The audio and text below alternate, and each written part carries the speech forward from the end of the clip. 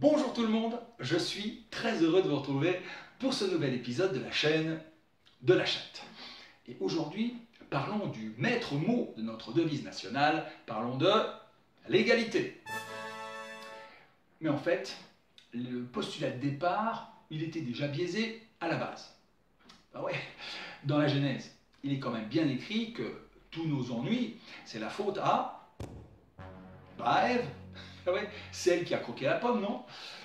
Alors, en 1789, quand les États généraux ils ont lancé cette belle idée d'égalité dans la Déclaration des droits de l'homme et du citoyen, eh ben, il n'y avait pas de tromperie sur la marchandise.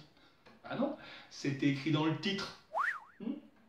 Ça concernait les hommes et les citoyens, personne d'autre.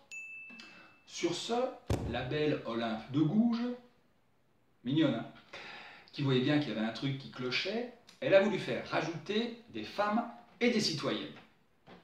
Ça n'a pas plu aux révolutionnaires, qui sur un coup de tête, ils lui ont mis les idées en place. Ouais, c'était un peu radical, c'est vrai. Mais ce qui fait que les femmes, elles sont restées sur le bord du chemin de l'émancipation. Et encore aujourd'hui, c'est pas gagné. Ouais, on est tous victimes de ces vieux clichés là. Moi le premier d'ailleurs. Hein.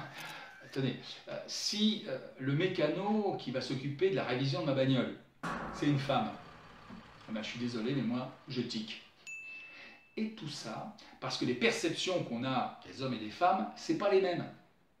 Par exemple, si une femme présente un léger rembonpoint, tout le monde va dire d'elle, et elle la première, hein, qu'elle est grosse.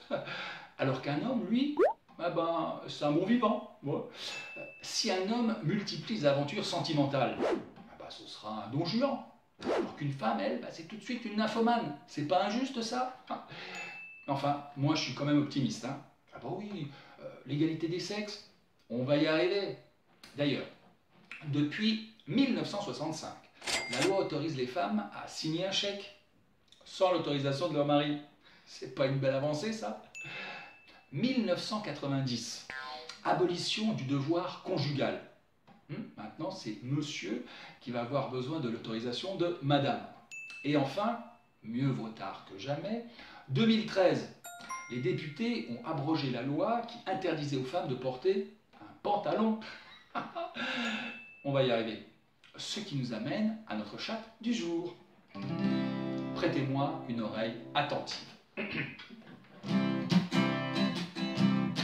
Je suis pour l'égalité des sexes. C'est le combat de plusieurs générations. Oui, mais faudrait pas prendre n'importe quel prétexte pour couper les zizi les plus longs.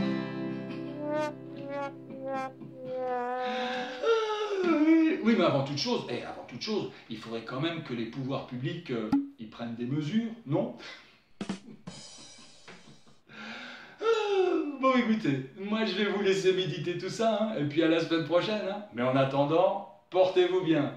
Allez, salut les chatons.